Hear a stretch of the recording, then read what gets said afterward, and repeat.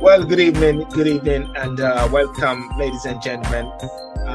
Thank you so much for joining me this evening, this 22nd of the 1st, 2026. Yeah?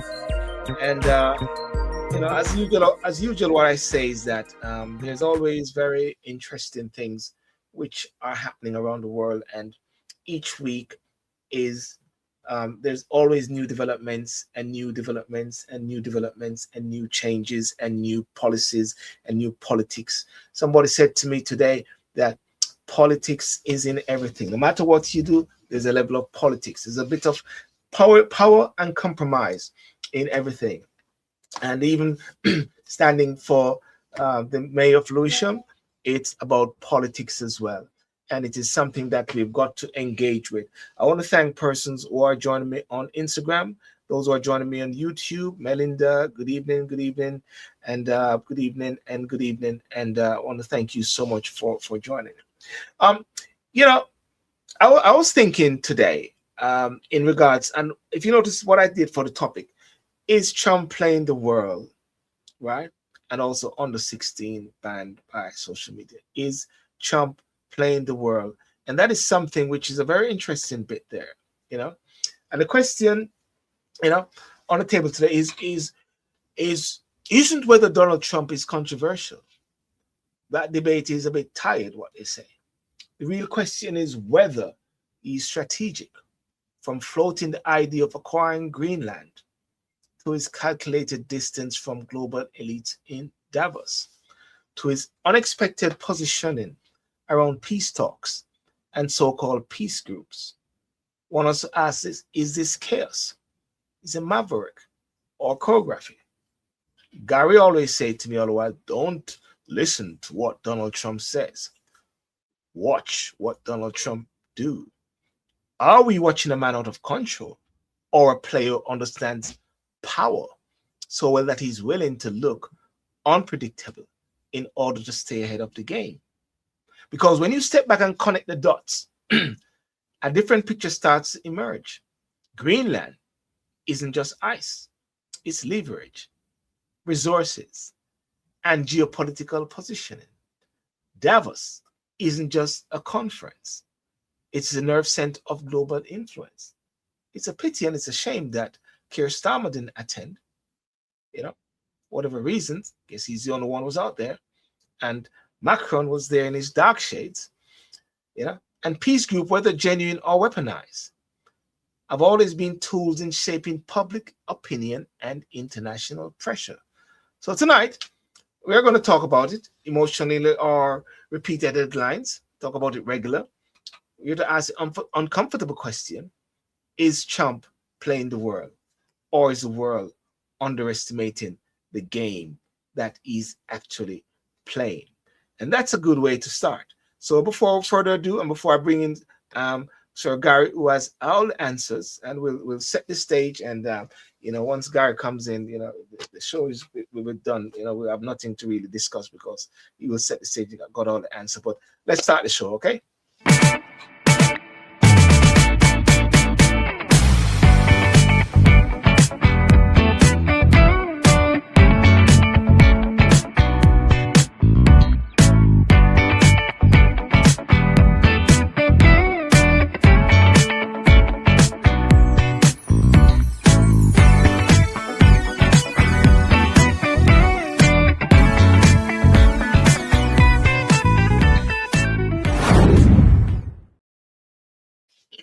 Hey, Sir Gary, how are you doing? You're on mute. You're on mute. Let's take you off mute. Let's take you off mute. Yes, sir. Yes. I'm here. How are you? I'm cool in the Malibu, I'm trying to say it's like Davos, a bit cold, I was watching a reporter last night. I was watching a reporter last night, and the lady was waiting for him, and he was freezing. I forget what his name is. He was literally freezing. My wife and I was laughing at him. His eyes was like this because it was cold and he's on the outside. Anyhow, how are you doing now, still? Yeah. Are we? Yeah, I'm good. I'm good. It is cold. It is cold outside, but I didn't get that. Yeah. I'm just checking to see something if there's any sort of delay as what we but I think it is okay anyhow still. But anyway, what's your take? What's your take? I mean, I sort of set the stage anyhow in regards to is Donald Trump playing the world? is Donald Trump playing the world? What's your take on that? Yeah. I would think, yeah, I would think so. I think he's very. I think he is playing the world. As I've said before, and as you preempted or primed the conversation, that yes, to say, don't listen to what he says, what he does.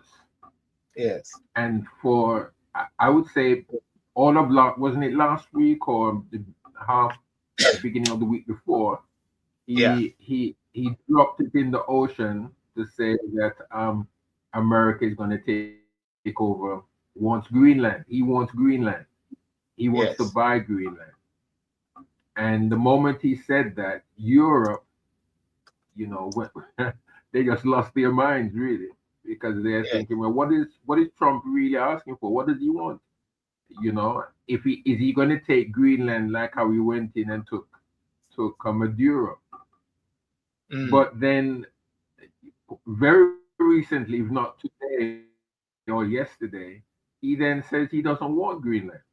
So, he knows to some extent.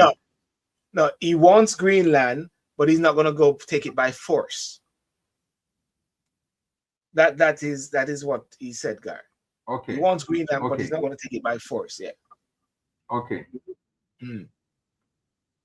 Well, the thing about it, I mean, he's not going to take it by force. He wants Greenland, but at the same time, he's not going to get Greenland unless they come to some understanding. Now, again, if he does say that, how is he going to get Greenland? Greenland if he's not getting it by force, because Denmark is certainly not giving him, and the Greenlanders don't want America to be in control of them. So yes, I mean, I think at times he says things and he causes them to flutter. He causes them to get in a little muddle of themselves. And then he comes and says something else opposite to what he says. And then that kind of stills the waters. But then still he leaves a bit of uncertainty. Yes, yes.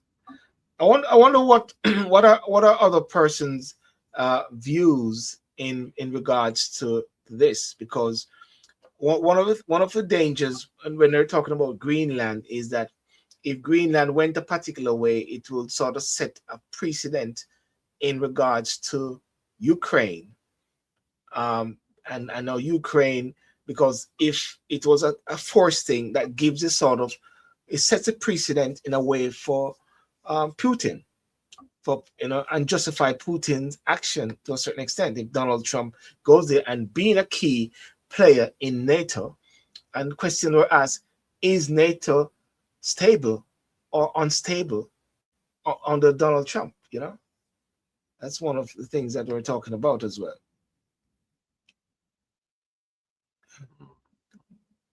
Yeah, Gary, I think you got a delay there. Well, I don't think in my mind, I don't think Trump likes NATO. I don't think he's in favor of having NATO, because NATO has not really benefited the U.S. I mean, in times past, the U.S., as he has said, the U.S. is the one that has donated the most into NATO, and NATO really has not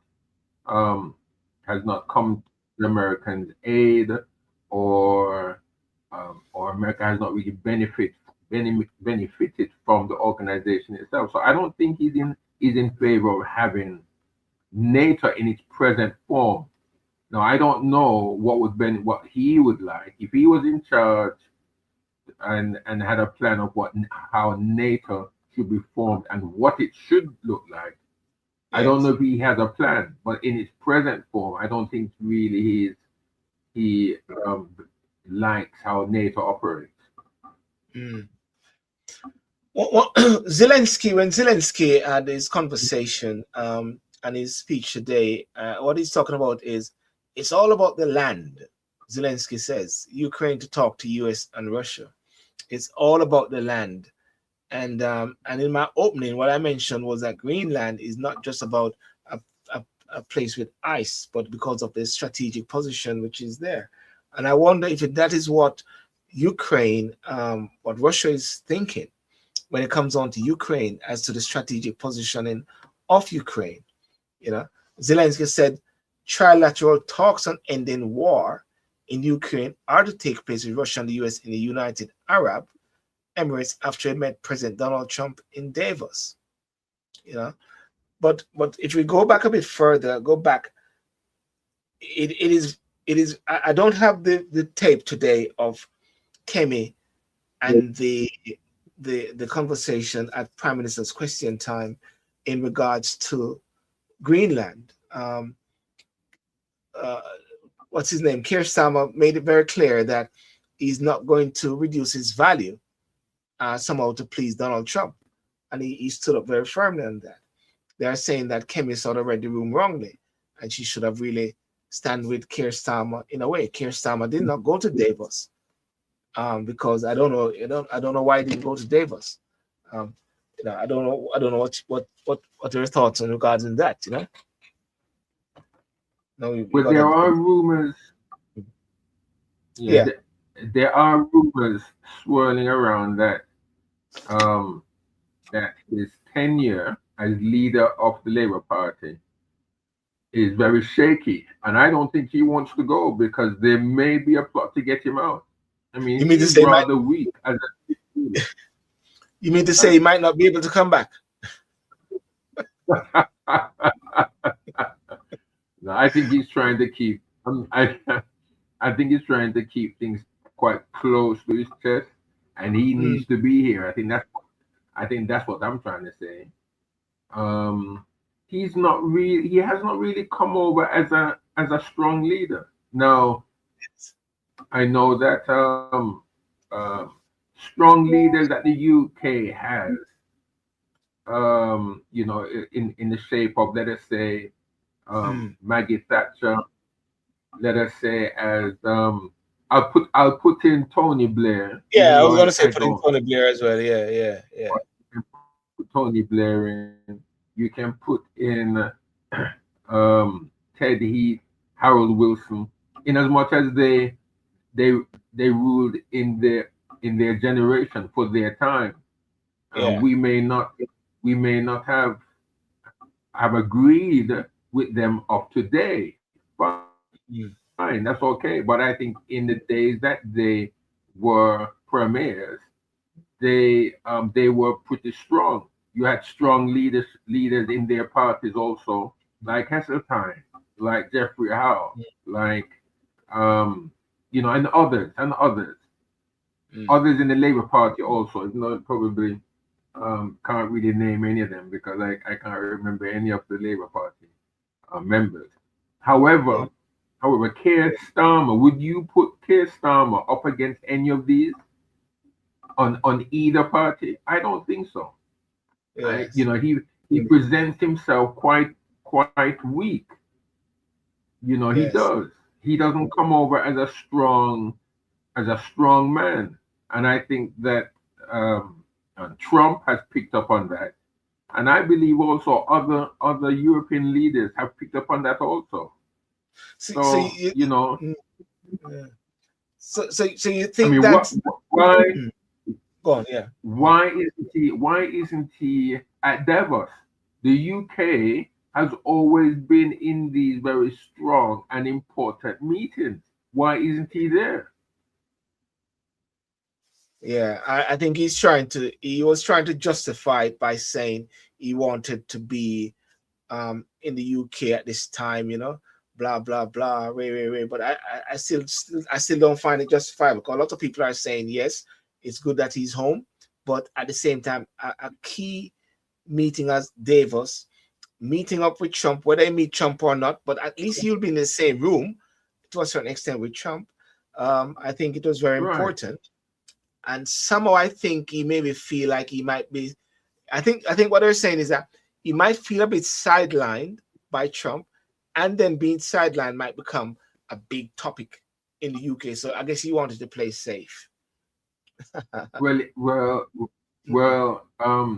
you know, I don't think that's where he's made it worse by not going. The Yes, UK has always been a key a, player. a key player, yes, in certain rooms. Just Yes. just just be there, as you said. Just Mm. being there, you know, says a lot. If you step back and stay out of the room, it's like Russia not being invited to the G5 or the G6 or whatever. Yes. You know, Yes. Putin not being there says a lot.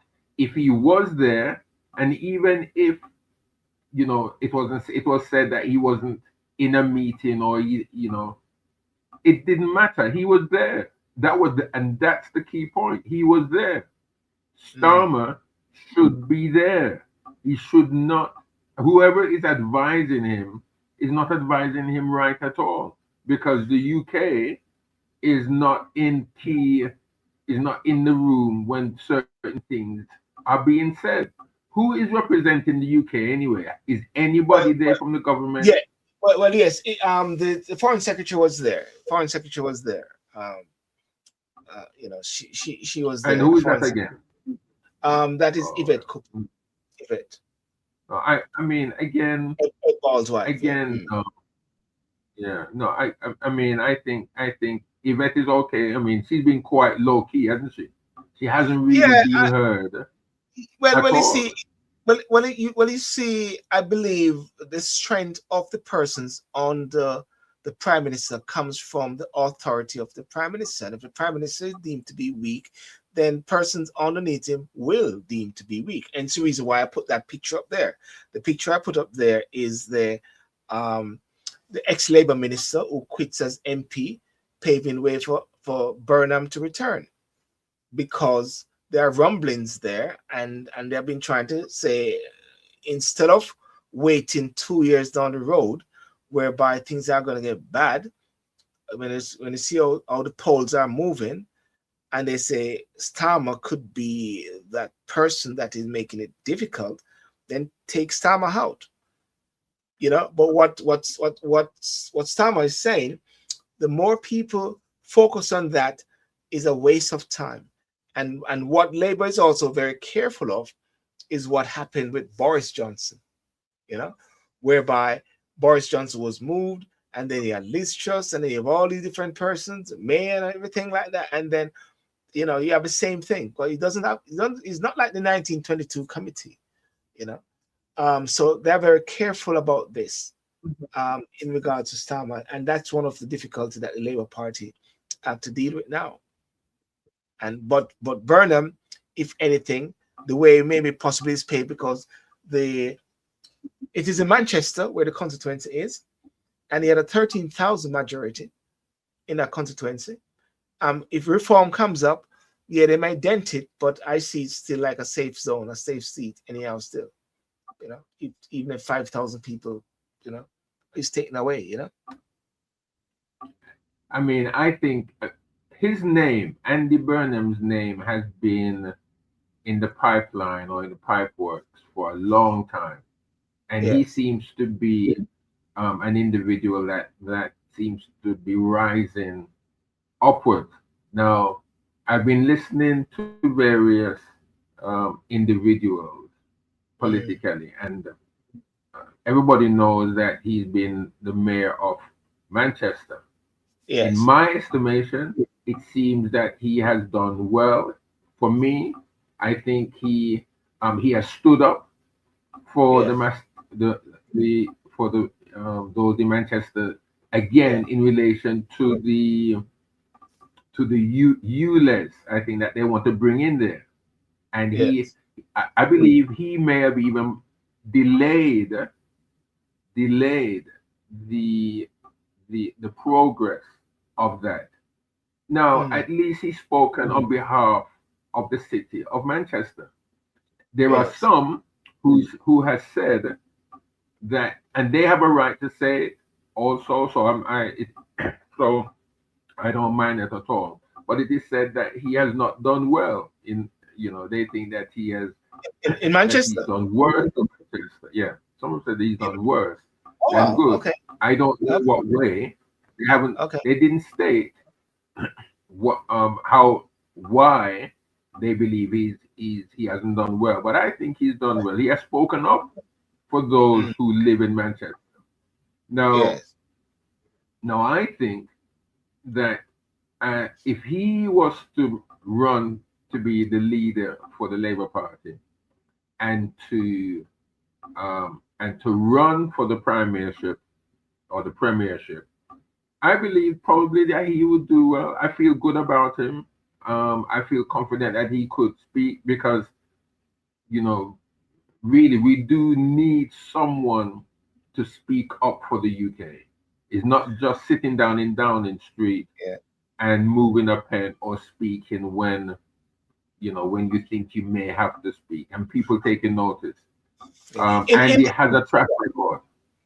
In the era of politics, of what politics is about, do you think then that the Conservative Party and Reform and Green would be happy for a change, or would they be more happy to keep Starmer there, because keeping a weak prime minister there, it gives a plus to their chances in the next few years? Well, yes. I mean, I think that would be true. You see, they would have to be mindful of who is the next man that's coming in or woman, and will that individual be strong enough to push Farage off his pedestal and whoever is in charge of the Green Party.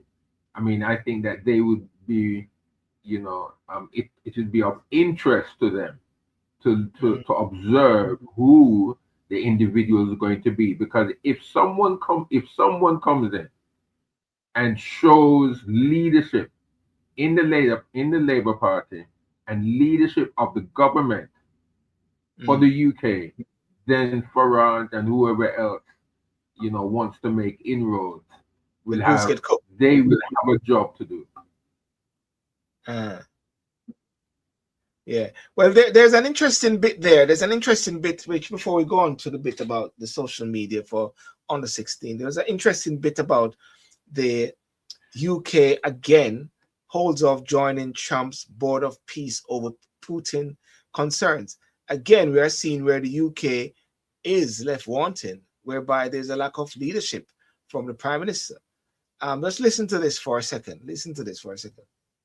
We're told that more nations are going to join, but just 19 were there for the signing ceremony. And with many of them countries with questionable democratic records, some of them deeply authoritarian, this is a grouping more notable for who's not there than who is, with none of the major Western European powers, for example, in attendance, normally considered among America's closest allies. The Board of Peace is clearly about more than just Gaza, with fears that what we're really seeing here is a push to replace the United Nations, although President Trump says he's going to work with that body, not against it. Either way, Gaza will be the board's first and most pressing issue. Israel has said it will join the board, but there is criticism that there's no senior position for any Palestinian representative. And with Israel having killed more than 450 Gazans since the ceasefire was signed, and with its forces still occupying half of the territory, and with no progress yet towards the disarmament of Hamas, there are major challenges ahead. Add to that President Trump's invitation to Vladimir Putin to join, a man currently waging a war of aggression against Ukraine and bombing civilian targets. Talk of everlasting peace may, for many observers, seem premature. Okay, so what you're seeing right there now is Trump is there initiating the Board of Peace in regards to Gaza. Again, the UK wasn't there. UK was absent to say that they're holding off going there until further things, because they believe that Putin is going to be on the books as well. Yvette Cooper has said that UK will not be signing up to US President Donald Trump Board of Peace over concerns about Russian leader Vladimir Putin possible participation. Possible, and I use the word possible. Cooper told the BBC that the UK had been invited to join the board, but won't be one of the signatories today at a ceremony of the World Economic Forum in Davos. Do you think that whether it is so very important that the UK shows up at these places, because they always say it's good to be in than out. It's good to be there so you can see. Or they say keep your enemies close. Now keep your friends close, but your enemies closer. What do you think? I mean, still, I think, and I do believe that if it was any of the other prime minister that the UK had, more notable, let me go back as far as Maggie Thatcher. I think she would have been in the middle of this. Yes. She would have been up there. She would not allow this at all to miss. And even John Major, after John Major, it was John Cameron, I believe. After Cameron, whoever else, even if it was William Hague, anybody else, they would have been there. Why has Keir Starmer decided that it's not necessary to be there? No. He's missing out. I mean, saying that Putin is considering to be on it, or he may be on it. That's an excuse. It's pure excuse. Speculation. You have to get in order to influence the whole process. You can't influence the process, at least politically, from the outside. You can't do that. And I believe that the government of the United Kingdom has made a grave mistake.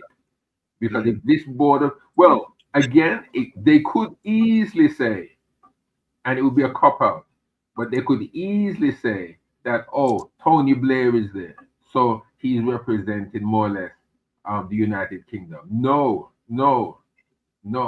That is a choice he was the choice of Donald J. Trump as U.S. president. He asked him to be a part of it. Okay, Yes.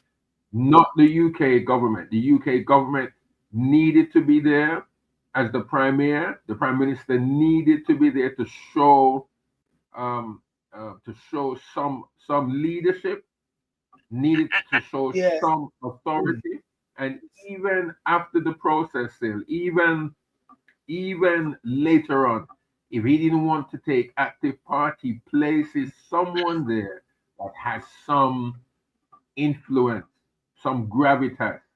But you see the thing about it, if you don't have gravitas in the first place, you're not going to put anybody there that has Yeah. gravitas.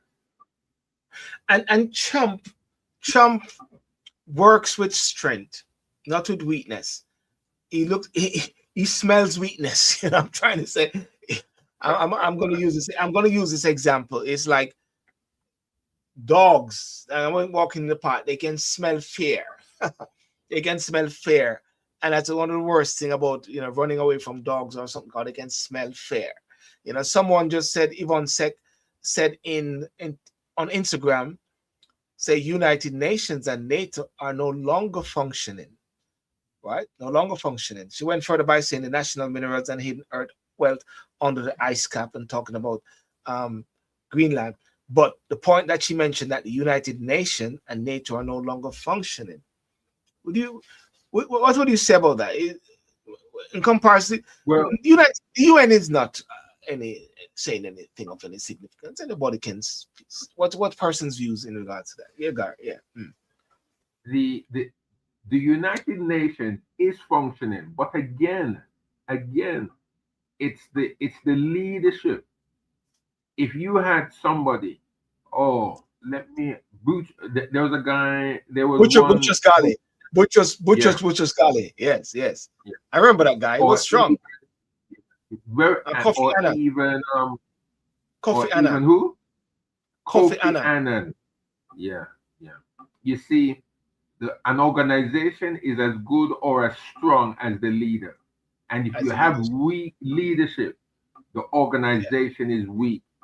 There is strength in the United Nations, in and of itself. There is strength.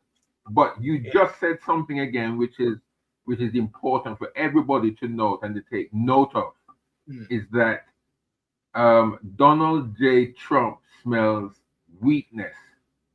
And because in my estimation, I don't know the guy, I have nothing against him. He may have been very strong in the political area and country where he is originally from, and that I'm not taking anything away from that. Yes. But because he's at the United Nations, and the United Nations in and of itself is a worldwide, well-respected organization that wields power. But if you've got an individual that does not know how to wield that power, you are weak. And Donald J. Trump is nothing to that guy. If Boutros Ghali was there, and I know that individuals in time, historically and such, I believe that God has, he brings men into certain positions at the time that he wants them to bring, and I would say that the time that Kofi Annan and Boutros Ghali came in and did their stint, that was the time for them to be. But if you had these individuals or any one person that had the strength, and political strength and respect, and could speak like these guys, like those of yesterday, Trump would have to take notice. Trump doesn't Trump likes strong people.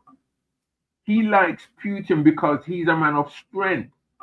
And he doesn't play around with Putin, He does not play around with Putin. In as much as Putin is a communist, and probably others would say he's a dictator and such. But what did Trump say about Greenland? He said when he was talking his rhetoric, he was saying that he doesn't want no, he wants Greenland because the president of China, I can't pronounce his name, the president of China and the president of Russia is going to take over Greenland. Now, we can't see that to some extent. We can't envision that. But even though he has met with them, he shakes their hand, he hugs them, he talks very highly of them, but he knows that they are men of strength and that given the chance, they will do what they are going to do. Yes. So he has to show himself strong. So he will talk strength, but he is still friends with these guys. And the United Nations is a strong leader, still strong. Yes. And they also he backed down on the tariff bit as well. He also backed down on the tariff. Trump again. He also backed down again. Yes. Again, you said it again, and I'll repeat it. Yeah. That Trump likes leadership that is strong, and I don't see anybody within Europe, even though Europe has come together and you say is it Ursula von Leyen? Is that how you pronounce the name? Yeah, She's that's the president, president of the European president. Now she may come out and say what she wants to say. You may have Macron, you may have the Prime Minister of Germany, you may have Starmer. These people are not strong in the eyes of Trump. They're not strong. It's not even that they're strong in the eyes of Trump. We're also seeing that they don't have much substance. We're also seeing it as well. It is not. Yeah, but I hear what you're saying, but we're talking. I'm trying to address it. That when Trump says what he says, and then they run around like headless chickens, trying to counteract Trump. Trump recognizes that as weakness. He interprets their reaction as weakness, and then but if you've got someone, if he was up against a man or a woman who he respected in Europe because of their strength, he wouldn't say what he says. He would not say the things that he says at times, because he knows that all he needs to do is say one word and everybody just loses faith and think that the world is going to fall apart, which it does to some extent, because Donald J. Trump has spoken. Then what about what Starmer said in the House when Starmer made the speech and said we will not lose our values because of Donald Trump, and Ray was addressing Trump, and wasn't that a strong show from Starmer? And Starmer hitting it strongly at the same time. Well, I mean, Starmer has shown himself weak anyway. Yeah. Why isn't he in Davos? Why isn't he there? I guess action speaks louder than words. Yeah, of course. So he can always say what he wants to say now, but what he has done in the past hasn't helped him. Yeah, and then for him not to turn up in Davos and be in the same room as some of these guys making world decisions, trying to shape policies and such. It won't I'm work. I'm just seeing a note here in TikTok said that it said Trump is scared of Russia and Putin has secret for Trump. What do you say about that? Putin has secret for Trump? I mean, it sounds like when people say different persons have secret on Andrew Holness, Warmington have secret on Andrew Holness, Christopton have secret on Andrew Holness. I'm going to say I got secret on you as well, Gary. Everybody's going to say I have secret. I'm not saying, well, I mean, fine. Your listener and on TikTok may be right. Yes. Putin may have something on Trump. I mean, they've been saying that from the time of during the Epstein trials and saga. You know, Yes. they're saying that Epstein had something on Trump. I don't know. That could be the point. That could be a very good point. He Yes. may Yes. just be afraid of Russia and afraid of China. Who knows? But the thing about it is this, Mm. um, in my estimation, is Yes. that you don't show weakness. Don't even in business. Even in business, businessmen respect other businessmen. You know, Yes. what's his name? Um, um, Elon Musk. Musk. He Yeah. respects. He respects Bezos.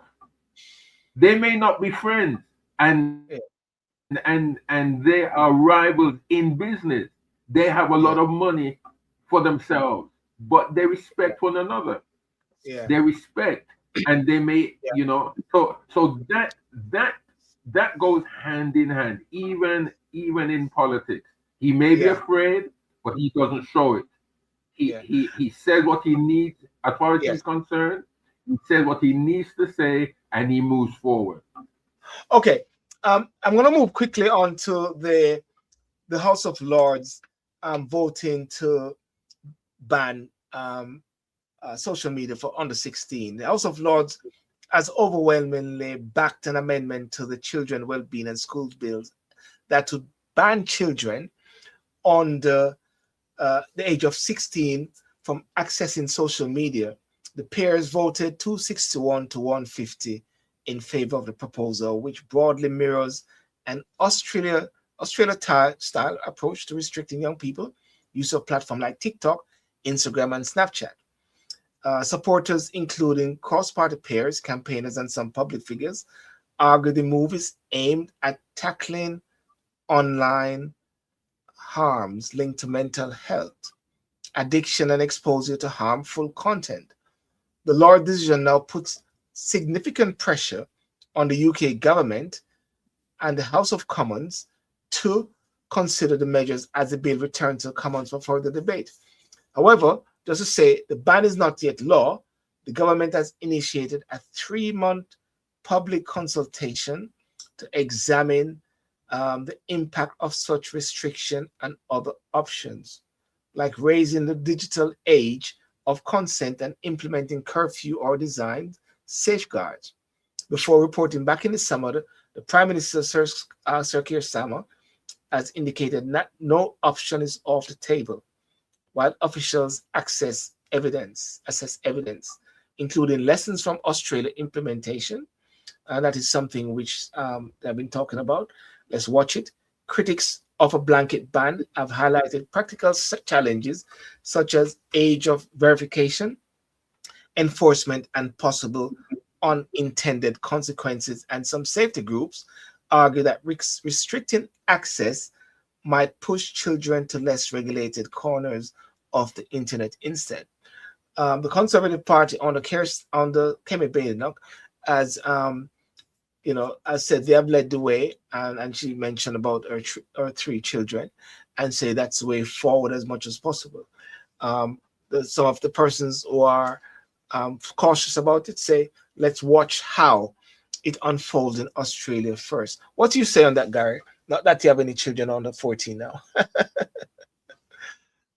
How are they going to monitor this? I mean, how is that going to be done?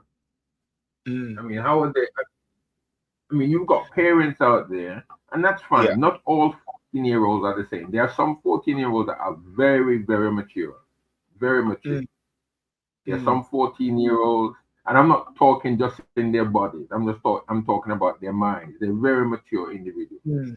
Yeah. You've got some 14-year-olds that act as 14-year-olds, which is fine. You've got some 14-year-olds that are very childish, in a sense. They are children, but they behave childishly.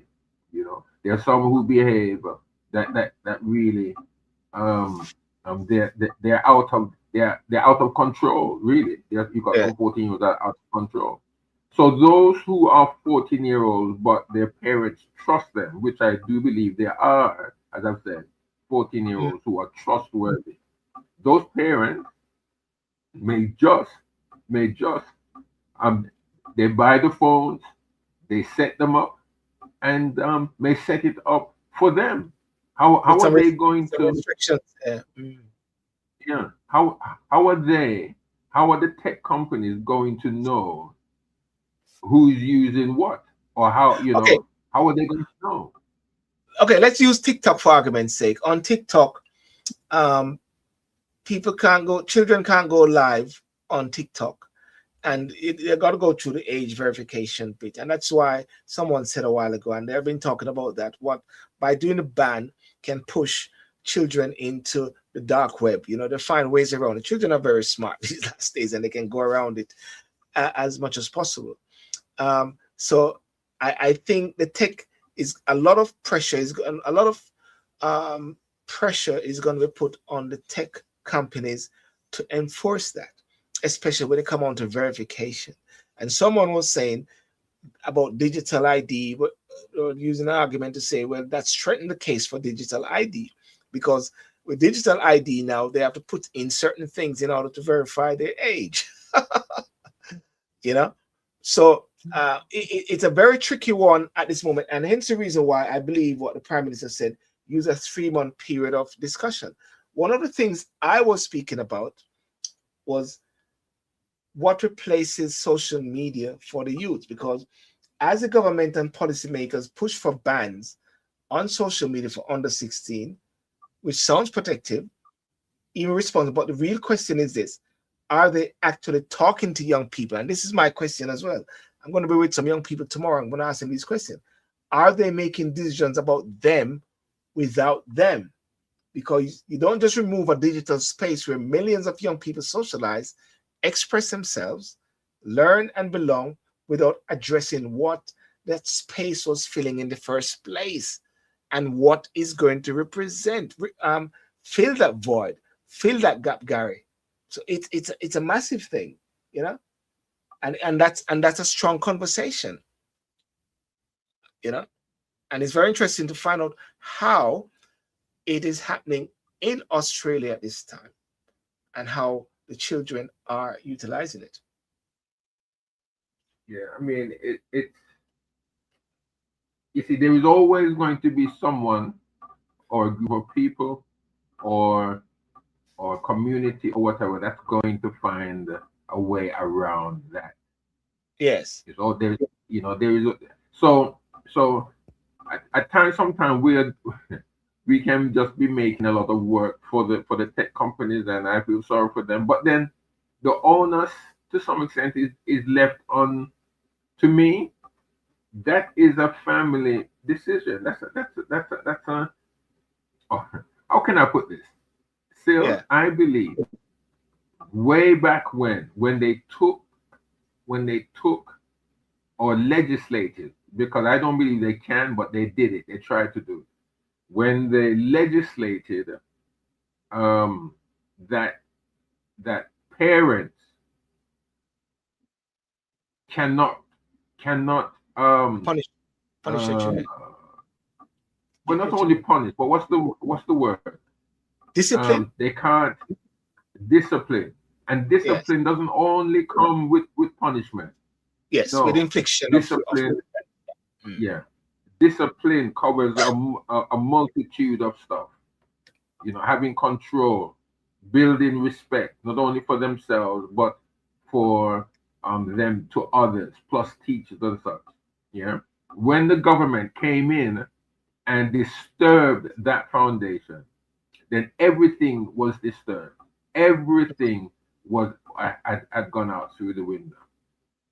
Now it is the parent, the father and the mother in the home that can police these things. But because the government has stepped in now, and the government if the government came in for it, and that was passed, what can the parent do? What can the parent do or not do? Yeah. Well, let's listen what the father of a teenager who took her own life after viewing suicide and self-harm content online had said banning under 16 from social media would be wrong. This is what he said. Let's hear what he says here. Do you think politicians are just jumping on a bandwagon now? They may be, I don't know. But if any politician uses this for political gain, then that's quite frankly disgraceful. This matter transcends the sort of cross-party politics. You know, when the bill was going through Parliament, there was consensus across the floor of the House. It went through because we need to do something. If someone is using it for political advantage, I would find that disturbing. The parents, the other bereaved parents that I know, are also horrified.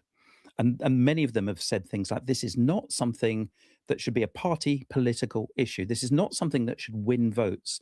This is something that all parties should unite behind. This is, you know, should be evidence-based, and parties should get together to do what's best for the safety of. Sorry. Do you think politicians are just jumping on a bandwagon now? Yeah, let's stop that. Sorry. You know, Gary, the point that the dad is actually saying right there, it is something I speak about when it comes on to education, when it comes on to issues of those national nature. It should be a sort of cross-party thing whereby policies, when it comes on to education, should not be changed or messed around when there's a change of government, something of that nature. And I believe, rightly so, with this person, it should be a cross-party thing where we all work together, hearing what the children say, hearing what the parents say, and then the politicians take that on board, because somehow the politicians can be coming across like they are the experts. You know, which is unfortunate. It's like in Jamaica, somebody was saying to me that when it comes on to the Office of Disaster Preparedness, you had the politicians there like they were the technocrats, like they know what to be done. And therefore, what that did was reduce the role of the technocrats, and the politicians were like they were being the technocrats. So I believe the gentleman is right. It should be a cross-party situation. Someone said, I was on my live a couple of times and saw this person tapping for me. Okay, I don't understand that. Yeah. Go on, Gary. Yeah, you're saying, Gary. Yeah. Mm-hmm. No, I wasn't saying anything. I just think that the father is making sense. The father, yeah. I mean,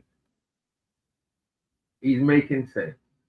You can't always turn to the government to legislate discipline. You can't do that. Everything, are we always going to be running to the government to discipline, to legislate discipline? Discipline, order, respect, everything has to come from the home. It has to come from and within the home.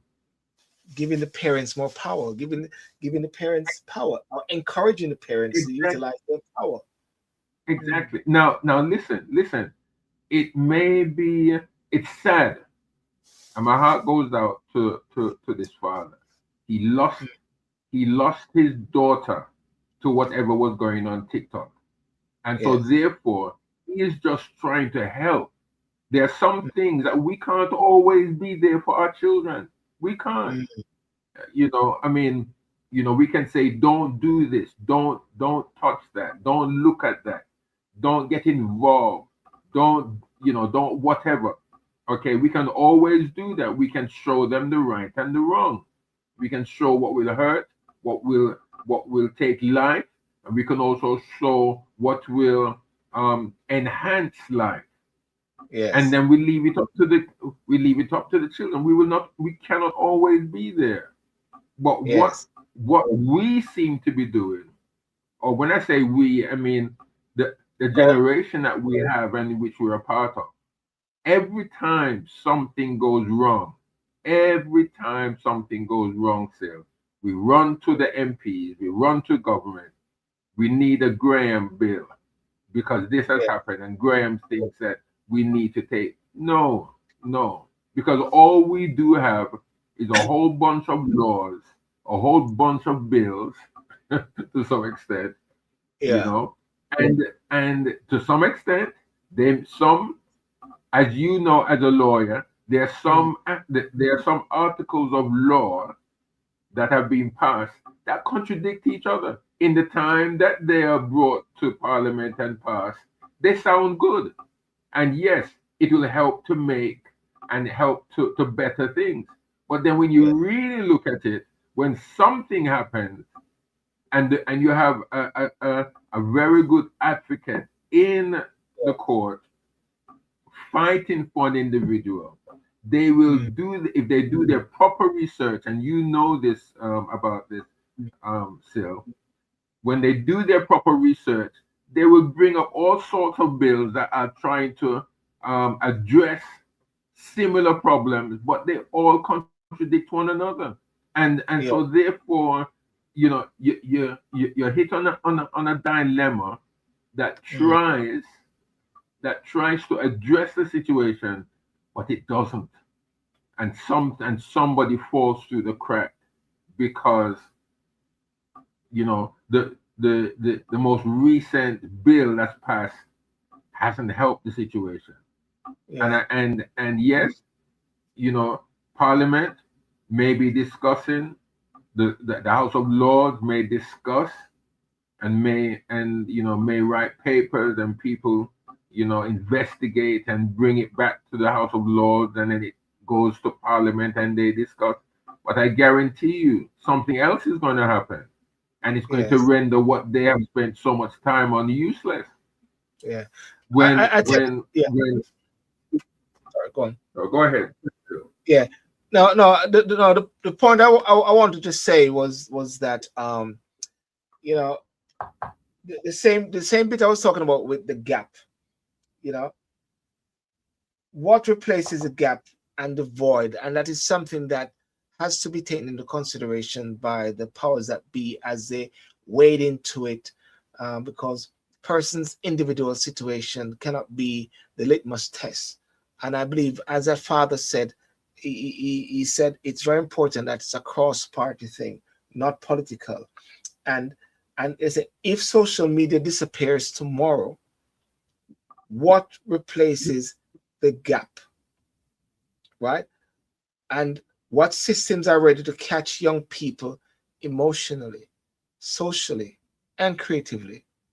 Where are the safe spaces, the mentors, the community hubs, the purpose-driven alternatives? And that's one of the reasons why in one of my, I speak, one of my policy, which I'm talking about when it comes on to the mayor campaign, is about youth empowerment hubs. Have these hubs whereby young people can be trained, young people can be mentored. And if somebody's going to tell me that there's not much money for youths, I'm going to say, well, that's wrong. I don't know. We got to create it in a way, because you've got to have space for young people.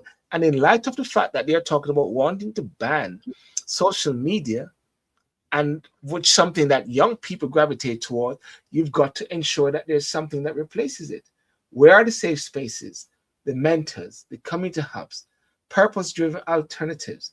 Because if you remove a coping mechanism without replacing it with connection, guidance, and meaning, you don't solve the problem. You simply relocate it. Gary, it was relocated. So it is right for that 3 months or so to discuss it, and let's hope it is not something which is just what should I say, a political thing. Because, and that's the thing again with society these days, Gary. Society these days have been weaned to a point where they allow the politicians to deal with it, and that's a danger politicians find themselves in, because it's really parents, it's supposed to be teachers, social workers, and all those places should lead in that particular area, having conversation with young people. And it is so important that young people are brought into the discussion right away, and not just to say they are young, they are picnic, we can't deal with them anymore, you know. And that's the whole game, you know. Any last word, Gary? No, I think that we're at a point in our country with our government and any government really that comes. We're at a point where I think that we are handing everything over to politicians to make a Yes. ruling on. I think that's where we're dangerously moving. The things that ought to be done within the home, I think, and politicizing. I mean, the father, as you rightly said, he is afraid that the political parties, whoever that may be, or whatever, may use this as a tool of To gain votes. politicking. Yeah, to gain traction. To gain traction in the polls. Yes. And I agree with him. That ought not to be the case. But yet still, that's where it's gone. It's going to get there. Everything, almost everything I'm not gonna say every single thing that has happened tragically has gone that way, but it has. And I think that most of these things, the government needs to leave some authority or all authority that happens within the home to the parent or parent. And parents need to be challenged to take up their rightful authority in the home and don't just offload it to teachers, offload it to school, offload it to wherever, offload it to government. They need to take their rightful place and to understand, if your child is on the computer, on the phone or whatever like that, even just take the phone at a time and just scroll through it and look what they're talking. It shouldn't be a situation where it is their space. Oh, I'm being depressed. I'm being oppressed. Those words that children use sometimes. Oh, I'm being traumatized. I'm going to call my social worker and you're traumatizing me. These are things which happens. It does happen. And yes, I mean, I think it is, it's natural for a child to feel that they are being traumatized and they're not free to do this or free to do that. But there is freedom within limits. There is freedom within limits. And once the child knows that whatever the parent is doing, right, is doing it for their own good, not to keep them away from their friends, because I mean, I've experienced it. I'm sure you have, in that we've had friends going to school. We've been around friends. When we finish school and we go to college or university, sometimes those friends disappear. When we thought we had a friend for life, when we get to the age of going to another college or going to school or even starting work, sometimes those friends go to another country. We lose contact, and so the bad influence that was there with that friend is no more there. The influence, not even bad, sometimes it's good influences, but that friend is no more there. So I believe, I do believe that children needs to know and follow instructions and respect their families, respect their parents, and respect themselves. They need to be taught these things, because when they're rude to their parents, when they're rude to their parents, they are subliminally saying that they don't respect themselves. Really, because if you respect me, you know that you respect yourself. Then I know you are a man of respect. That shows respect. Yes. Well, I'm going to wrap up now. What I was looking for was a picture that my sister sent to me when I was making a phone call in my house in Ocho Rios with the phone, with the string. That's how we used to do it. That's how we used to do it. You know what I mean? And I was saying to a friend some time ago, how did we meet? Like when we had to meet up or something like that, because we never had mobile phones. We had to trust that we're going to meet at a particular point, 2 hours later or something like that. you know, you have girlfriend in the past. In when you used to go, you have girlfriend and say, how do we know when to meet each other? We never had mobile phones, we never had social media, blah blah blah. Calling each other a minute. You just have to trust that the person is gonna be there 2 hours later. You know, Devon House or York Pharmacy or whatever like that. You know, I'm trying to say. But we're able to enjoy nature, able to go out and enjoy nature as much as possible, Gary. You know, so I think we have to give back the young people something that we had somehow. I don't know, so there was something quite significant, I believe, that happened this week. I can't remember it though. I should have made a note of it. When you came onto this, but yes, we can always revert back to that. I can't remember the situation. Well, there's a politician in Jamaica one time. Let's say I can't recall. You know, I can't recall, and they were saying he can't recall the scandal. I can't recall.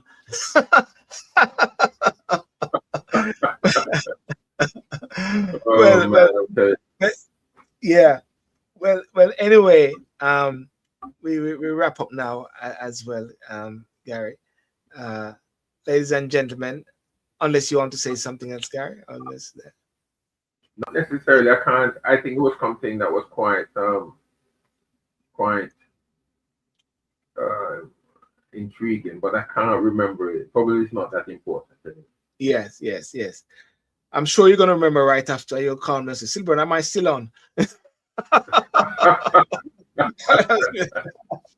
Well, ladies and gentlemen, I want to thank you so much for joining the discussion tonight and your thoughts on the show. Remember to like and to also subscribe to the show, you know, as well. And every Thursday night and Saturday night as well, whether or not politics is happening, still have the show. And we talk about things as much as possible. Those on YouTube, those on Facebook, those on Instagram, and all the best. All right. Thank you so much. All right, Gary. We will talk. God bless. Take care. God bless. Yeah. God bless. Bye-bye. Bye-bye.